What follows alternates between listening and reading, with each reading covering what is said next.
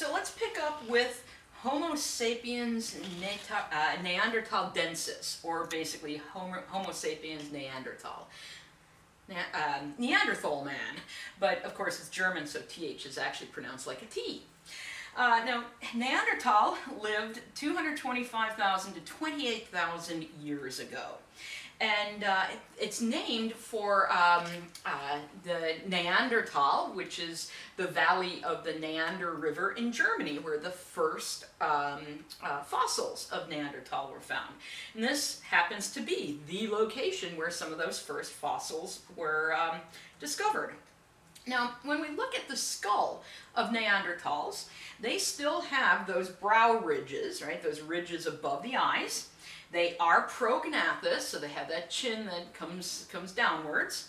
And their brain size, though, is equal to or sometimes greater than modern humans. And so this is the skull of a modern human. This is the skull of a Neanderthal. And there we can see some of the differences that you would have. This receding forehead, the brow ridges. There we have that prognathous chin. And they do tend to have also on the skull this thing called an occipital bun, this little knot at the back of their skull that we don't see in modern human skulls.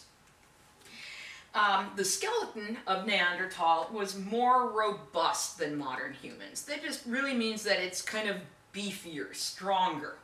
Has flared ribs and pelvis. And if you would have seen one of these guys, you would think of them as being very sturdy. They'd be very muscular, very athletic, and just very robust. And this is good because these guys lived in the Ice Age, and they were well adapted for living in those colder Ice Age climates. So if we saw a modern human and a Neanderthal, that's really kind of the difference you would end up seeing. And again, usually a little bit shorter, a little bit, broader and beefier, but that's good when it's colder because he's not going to lose as much heat as your modern humans might. Now, Neanderthals occupied caves, or they constructed shelters to live in. And they were very, very good hunters. They hunted mammoths, woolly rhinoceros, reindeer, bison, and an organism called an auroch. And an auroch is basically a giant cow. So this is what an auroch, the size it would have, compared to about a 6-foot person. So we have like a really a big wild cow. These guys would have lived in the forests of Europe. In fact, the last auroch actually died in, I think it was in Poland in the 1600s, and that was the last auroch alive. So they are extinct now. But these were wild cows that inhabited Ice Age Europe. Neanderthals, they used tools, and they made and used fire. And in this case, we know that they made and used fire because we do see that repetitive use in these caves and shelters and things. So we definitely know that they knew how to make it and use it. They did care for their sick and wounded. And we can see this in the form of like some really awful injuries that would have occurred when hunting some of these very dangerous animals, and then they healed. Like one guy lost part of the bottom part of his arm, but and obviously that would, if he wasn't getting any kind of care, that should have killed him. But it ended up healing. So we know that they did care for each other. It looks like they had some sort of spiritual belief, some kind of religion, because we do see that they have ritual burials where they would bury people with surrounded by flowers and some tools and things and artifacts of certain kinds, and they had burial grounds, places where the people would be buried, very specific locations. And so that insinuates, that suggests that they had some kind of spiritual beliefs about the afterlife, but of course we have no idea exactly what those would have been. Now, when it comes to language, when we sequence Neanderthal DNA, we know they possess the gene that is needed for muscles that control the lips, the larynx, and the tongue. So we know that they had the genetic code in order to be able to talk. But of course, since we don't have the time machine to go back in time and see these guys alive, we don't know what that speech would have been like. Now, modern humans do share Neanderthal DNA, unless you come from sub-Saharan Africa. So if your ancestry is African, south of the Sahara, you probably don't have Neanderthal DNA. But people of all other ancestries do have varying amounts of Neanderthal DNA. Now, what about modern humans? So we're going to look at Cro-Magnon. And this is an early anatomically modern human, and they appear about 100,000 years ago. So they actually coexisted with Neanderthals. And about 34,000 years ago, they moved into areas inhabited by the Neanderthals. And after they do this, the Neanderthals disappear. And the question then is, what happened to those Neanderthals? And back when I went to school, the like party line, the common thing was the Cro-Magnons came in and they killed them all. Well, obviously they didn't kill them all if we have some Neanderthal DNA in us, right? So nowadays, we're looking at where the Neanderthals assimilated, meaning did they just sort of mix together with the Cro-Magnon and that's why they disappeared? Or were they outcompeted by Cro-Magnon, meaning as the Ice Age is coming to an end, having those Neanderthal characteristics are no longer as advantageous as having the modern human characteristics. And so basically Cro-Magnon was able to outcompete them. Well, I'm sure in reality what we're really looking at is some of all of this. Since we carry Neanderthal DNA, definitely, there was some assimilation. Certainly, some were probably killed off. I would imagine just like in modern days, you can have different groups of people inhabiting the same area and they're going to fight over resources. And so I'm sure some of that happened at this time as well. And as the climate was changing, as we are coming out of an ice age, and surely Cro-Magnon was able to outcompete them for resources as well. So it's probably not one single one of these things, but all three of those things occurring at that time. Now, Cro-Magnon used many tools, very, very talented tool makers. And also, they had quite a bit of artwork. There are numerous caves in Spain and France and other places where we can see some of the artwork that was done by these early people. They also made artwork by sculpting things. They would use bone and ivory and carve shapes, often human shapes, in these ivory pieces and bone pieces. And they did have jewelry, and again the jewelry would involve like ivory beads that they would shape, shells, teeth, and they would end up wearing these things as ornamentation, like necklaces. They did also have some sort of spirituality, because they do have some fairly elaborate and complex burials. So when we're talking about early humans, when you study archaeology, you have these different time periods. You have the Stone Age, when tools were made of stone. You have the Copper Age, when people developed smelting and started using metals. And you have the Bronze Age and the Iron Age.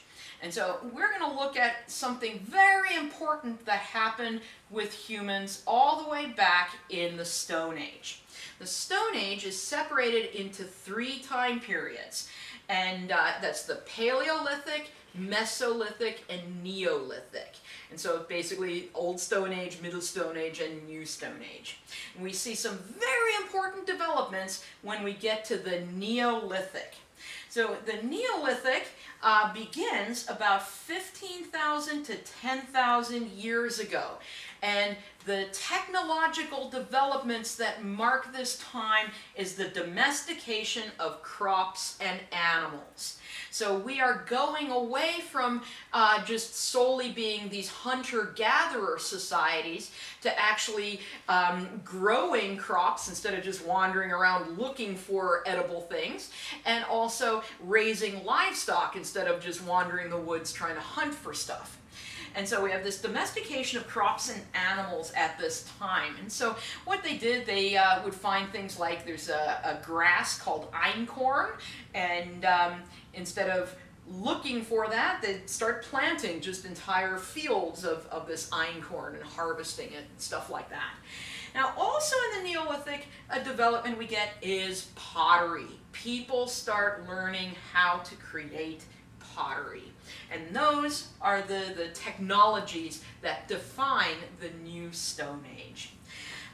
If you go to places, you might see some structures from the Stone Age, from the Neolithic, Stonehenge, or in this case, this is another stone circle up in Scotland. This is called a recumbent stone circle. Recumbent because this stone happens to be lying on its side, and it was purposely built that way. Recumbent stone circles were a ritual place where it seems like people did cremation burials. But you'll see other standing stones in other places, and you know, we don't always know exactly what rituals were done with all of these, but anyway, these are some Neolithic monuments that have stood the test of time because they are still there. All right, but what about humans in the Americas? So far, everything I've been talking about, we've been looking at like East Africa or Eurasia. Well, we do get humans in the Americas, and they came here across the Bering Land Bridge. So during the Ice Age, sea levels were significantly lower, and so up in Alaska, basically Alaska and northern Russia were connected by this Bering Land Bridge. And animals migrated across that, right? We had things like camels and headed into Asia, camels and horses and stuff, but we also had humans coming from Asia into the Americas. And when we do studies of this, linguistic studies and DNA studies link Native Americans to Asian populations. So it's not just that it seems like that's how it happened. There are real hard evidence that, yes, the Native Americans ended up coming across that land bridge from Asia. Now, the Clovis culture is an important culture to remember when we're looking at the settlement or population of humans in the Americas. This is the earliest unequivocal, meaning no arguments about it, of humans in the Americas at 13,500 years ago. But wait, there's more. In 2018, there is an excavation right here in Texas at a place called the Galt Site. And this dated some pre-Clovis projectile points, projectile basically spear points, to 13,500 to 15,500 years ago. So what that's telling us is that people might have been living in the Americas longer, at least a little bit longer than we've previously thought. And I always try to give you guys, when there's new research or ongoing research, I always try to make sure to include that. And so this is kind of one of these very interesting things that warrants more study. Now these are Clovis projectile points. They're very nicely designed. You would attach it to a spear or here and use that for hunting some of the woolly mammoths and mastodons and bison and stuff that occupied North America when these hunters traveled here. So we have spent then this past semester looking at the past, right? Looking at how Earth formed and how it has changed over time. But what about the future, right? We got to think about the future and where Earth is heading from here. And one of the things that's important to consider is the carrying capacity of our planet and the human population. Now, I don't want to sound like Thanos here or anything, but, you know, all planets have a carrying capacity, a certain amount of population that they can support. And what we're looking at here is from 8000 BC to 2000 AD, the population of people on the planet. And you can see that it has, well, there's Black Death, it has skyrocketed. And the question is, how long can this planet's resources sustain this many billions of people on the planet? And that is something that should be considered when we look at the future. Now, what about plate tectonics in the future? Well, the plates are going to continue moving, and if they continue moving the way they are now, and we can kind of estimate what will happen. And we're in about something like 250 million years, we're going to get Pangaea Ultima, our next supercontinent. And that's what it's going to look like. At least that's what we're hypothesizing our next supercontinent is going to look like. We've got North America, South America, Africa. This is like Europe and Asia and Antarctica and Australia. If you want to see this, go into YouTube and basically in the search bar, simply type in Pangaea Ultima, and you will get a diagram, not a diagram, a YouTube video that's going to show you how the plates are going to move over the next 250 million years. Now, the other thing about the future is the sun's lifespan. Stars don't last forever, and our star is middle-aged. It's kind of at the prime of its life, shall we say. And it's been happily doing fusion and giving off energy for the past 4.5 billion years, and it will probably last another 4.5 billion years. But then it is going to transform into a different type of star, and when that happens, either Earth is going to be consumed by the new star that the sun will become, or Earth might be like kicked off into the depths of space. We're not sure, but either way, it's really not going to be good for our planet. But you don't have to worry, because that is 4.5 billion years from now. So this is some of the future to look at. And the random picture of the day, since this is the last lecture, is a sunset. We shall ride off into the sunset together.